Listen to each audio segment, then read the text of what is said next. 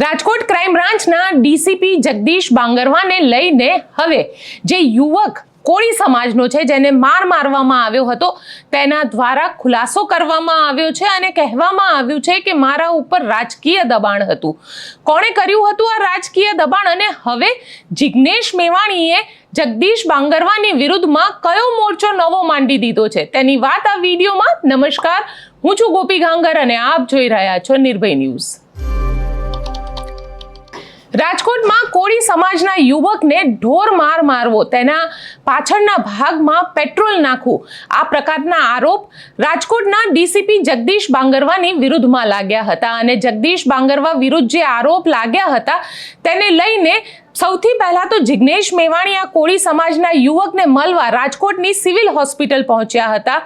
ત્યાં આગળ જિગ્નેશ મેવાણીએ એક વિડીયો પણ સોશિયલ મીડિયામાં વાયરલ કર્યો હતો જેની અંદર આ જે કોળી સમાજનો યુવક છે તે યુવક પોતાની વેદના જિગ્નેશ મેવાણીની સામે વ્યક્ત કરી રહ્યો છે. આ વિડીયો વાયરલ થયા બાદ સવાલ ઊભા થયા કે શું પોલીસની કસ્ટડીની અંદર કોઈ વ્યક્તિને આ હદ સુધી ટોર્ચર કરી શકાય છે?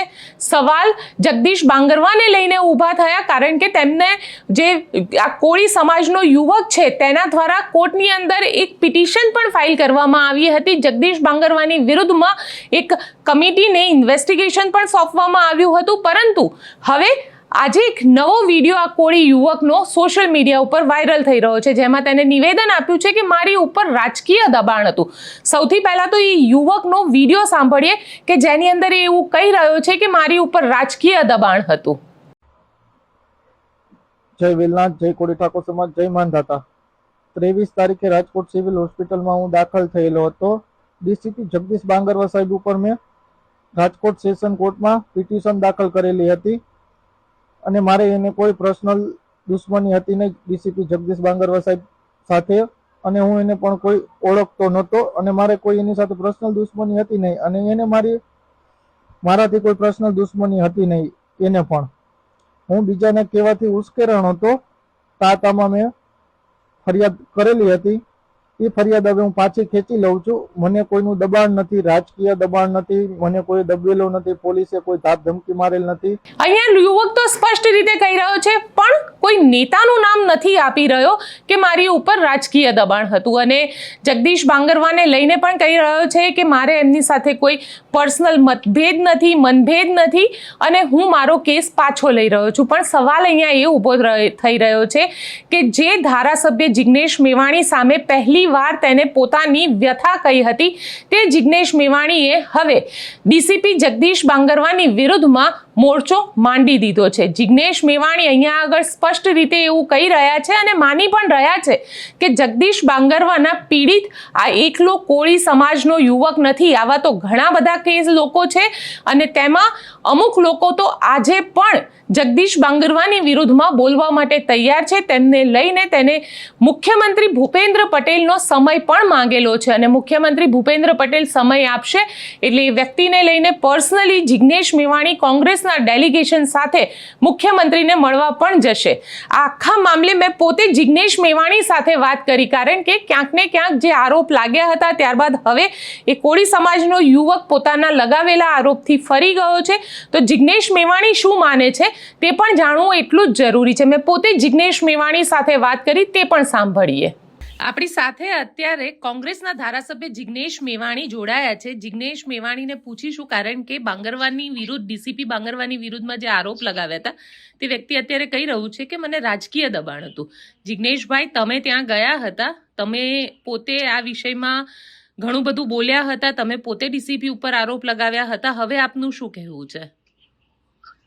જે માણસ પોતાનો વિડીયો બનાવ્યો છે એ માણસનું મેડિકલ સર્ટિફિકેટ મારી પાસે છે અને મેડિકલ સર્ટિફિકેટમાં આ પત્રકાર સુરેશને mild to moderate hearing loss થયાનો મેડિકલ રિપોર્ટ છે.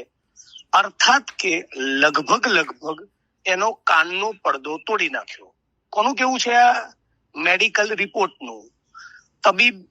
તબીબી નિષ્ણાતનું કેવું છે. મુદ્દા નંબર 2, એના પગમાં ઇન્જરી બતાવેલી છે લિગામેન્ટમાં, ઓર્થોપેડિક ડોક્ટરે. અર્થાત કે એને માર્યો છે, વાત નક્કી. તો સવાલ એ થાય, શા માટે માર્યો અને કયા કેસમાં તમે ઉપાડીને લઈ ગયા હતા? એફઆઈઆર ની નકલ ગુજરાતની જનતાને બતાવે ડીસીપી. માણસ એવું કેવું હોય, એક મિનિટ, કે એને નથી લડવું તો નો પ્રોબ્લેમ, એની ચોઈસ.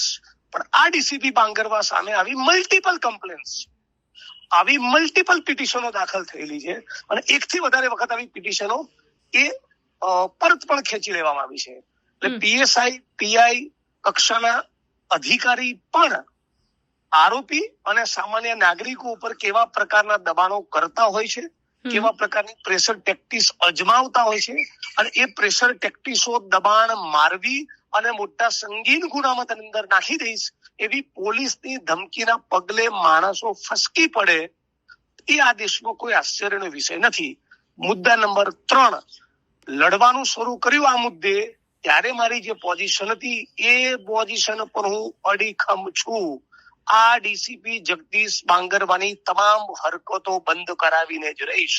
મુદ્દા નંબર 4, તાલુકા જિલ્લા પંચાયતની ચૂંટણી પતે ફરી આ મુદ્દો ઉપાડવાનો છું અને રાજ્યના મુખ્યમંત્રી જોડે બીજા એક નિર્દોષ વ્યક્તિ સાથે એને જે બદતમીજીઓ કરેલી છે, અશ્લીલ ગાળોનો વરસાદ કરેલો છે, એને પણ લઈને જવાનો છું ઓનરેબલ સીએમ પાસે, કોંગ્રેસ પાર્ટીના ડેલિગેશનને લઈને. હવે પેલા ભાઈએ લડવું કે નહીં લડવું, એને શું બોલવું નહીં બોલવું એ સંપૂર્ણ એની સ્વતંત્રતાનો વિષય. પણ એકથી વધારે લોકો સાથે રાજકોટ ક્રાઇમ બ્રાન્ચમાં વિકૃત હરકતો કરવામાં આવી છે અને આ મુદ્દે હું બોલીશ અને તમામ હરકતો બંધ કરાવીશ. કારણ કે જે ભાઈ છે, રાકેશભાઈ, જે પત્રકાર છે, તેમનું એવું સ્પષ્ટ રીતે કહેવું છે કે તેમના ઉપર એક દબાણ હતું અને એટલા માટે એમને આવું નિવેદન આપ્યું હતું. તો વિમલભાઈ ચુડાસમા, પૂજાભાઈ વંશ, ઋત્વિક મકવાણા અને ભારતીય જનતા પાર્ટીના કેબિનેટ મિનિસ્ટર કુંવરજીભાઈ બાવળિયાની સમક્ષ અને મારી સમક્ષ હું ગુજરાત અને દેશ જોવે એવી એને જે રજૂઆતો કરી હતી કે મને માર્યો, મને નગ્ન કર્યો, મને એફઆઈઆર વગર લઈ ગયા, મને કૂટી નાખ્યો, મારો પગ તોડ્યો, મને કાનમાં સંભળાતું નથી, કાનનો પડદો તોડી નાખ્યો અને ગુપ્તાંગમાં પેટ્રોલની પિચકારી મારી, આ બધું બોલનારા એ જ ભાઈ હતા. હવે અમને પોઝિશન ઉપર ના ટકવું હોય, મને કોઈ ફરક પડતો નથી. બીજા પણ ભોગ બનનારા પીડિતો છે, જેને લડવું હશે એના માટે હું લડીશ. પણ જિગ્નેશભાઈ, તમને એવું લાગે છે કારણ કે જે વ્યક્તિ હવે આ પોતાના એની ઉપર ચોક્કસ પ્રેશર ટેક્ટિસ કરવામાં આવી હશે, અને તમને એવું લાગી રહ્યું છે કે કારણ કે ડીસીપી બાંગરવા છે તે પોતે ક્રાઇમ બ્રાન્ચ થી છે એટલે કદાચ આ ભાઈએ 1000%, 1,00,000%. અને આ પ્રમાણે પ્રેશર ટેક્ટિસ કરવી એ બી પોતે ફોજદારી ગુનાનું કૃત્ય છે. તમે પોતે હવે આ કેસમાં શું કરશો? આગળ હું પરસ્યુ કરીશ. બીજા પણ કેસીસ છે. એક નિર્દોષ વ્યક્તિ સાથે એમણે જે બદતમીજીઓ કરી છે, મા બેનની અશ્લીલ ગાળો બોલેલી છે, એ ફેમિલીને લઈને હું સીએમ જોડે જવાનો છું. મારો બેનાને એક જ ઇન્ટરેસ્ટ છે, પોલીસે કડકાઈથી વર્તવું જ પડે. પ્રેમની મોહબ્બતની ભાષા આરોપીઓ નથી સમજતા. આરોપીઓને ભજીયા ખવડાવીને પાછા ના મોકલવાના હોય, આરોપીઓને રિમાન્ડ ઉપર જરૂર પડીએ પોલીસે લેવાના જ હોય, પણ દરેક વસ્તુનું એક પ્રમાણ ભાન હોવું જોઈએ. આ દેશનું બંધારણ, આ દેશનું કાયદો, એના પાલન કરવા માટે વડગામનો ધારાસભ્ય પણ બંધાયેલો છે અને રાજકોટનો ક્રાઇમ બ્રાન્ચનો ડીસીપી પણ. ગુદા માર્ગમાં પેટ્રોલની પિચકારી મારવી, ગુદા માર્ગની અંદર મરચું લગાડેલો દંડો ભરાવવો, એક આરોપીને બીજા આરોપીની સાથે ઓરલ સેક્સની ફરજ પાડવી, ગુદા મૈથુનની ફરજ પાડવી, આવી જે વિકૃતિઓ રાજકોટ ક્રાઇમ બ્રાન્ચમાં થઈ છે એ બિલકુલ નાગરિક તરીકે આપણે સાંખી લેવું જોઈએ નહીં. અને હું સાંખી નહીં લઉં. હું આ મુદ્દે બોલીશ, હું આ મુદ્દે લખીશ, આ મુદ્દે હું લડીશ અને એપેક્સ કોર્ટ સુધી કોઈ લડવા તૈયાર હોય તો હું એનું સમર્થન કરીશ. બિલકુલ જિગ્નેશભાઈ, અમારી સાથે જોડાવા માટે આપનો ખૂબ ખૂબ આભાર. સ્પષ્ટ છે કે જિગ્નેશ મેવાણી તો માની જ રહ્યા છે કે જગદીશ બાંગરવાએ હવે એક દબાણ ઊભું કર્યું છે અને આ દબાણ પોલીસનું દબાણ છે, જેના કારણે આ જે કોળી સમાજનો યુવક છે તે હવે બેકફૂટ પર આવ્યો છે. પણ જિગ્નેશ મેવાણી અહીંયા લડી લેવાના મૂડમાં છે. જિગ્નેશ મેવાણી સ્પષ્ટ રીતે માની રહ્યા છે કે યુવકે મારી સામે ચલો માની લઈએ કે જુઠ્ઠું બોલ્યું છે, પણ જ્યારે કુંવરજી બાવળિયા જે ગુજરાત સરકારના મંત્રી છે અને કોળી સમાજના નેતા છે તે પણ ત્યાં પહોંચ્યા હતા, તો તેની સામે પણ શું આ યુવક જુઠ્ઠું બોલ્યો હતો? વિમલ ચુડાસમા જે કોળી સમાજના આગેવાન છે, કોંગ્રેસના નેતા છે, તે પણ ત્યાં પહોંચ્યા હતા. એનો મતલબ એમ કે એમની સામે પણ જુઠ્ઠું બોલ્યો હતો. એટલે યુવક ક્યાંક ને ક્યાંક અત્યારે દબાણમાં છે અને દબાણના કારણે આ પ્રકારનું નિવેદન આપી રહ્યો છે. આપ શું માનો છો? મને કોમેન્ટ બોક્સમાં ચોક્કસથી લખીને જણાવજો. શું જિગ્નેશ મેવાણી આ બાબતે સાચા છે કે પછી જિગ્નેશ મેવાણી આ આખી વાતને ઊભી કરી રહ્યા છે? મને કોમેન્ટ બોક્સમાં ચોક્કસથી લખીને જણાવજો અને અમારી ચેનલ નિર્ભય ન્યૂઝને લાઇક, શેર અને સબસ્ક્રાઇબ કરવાનું ભૂલશો નહીં. આભાર.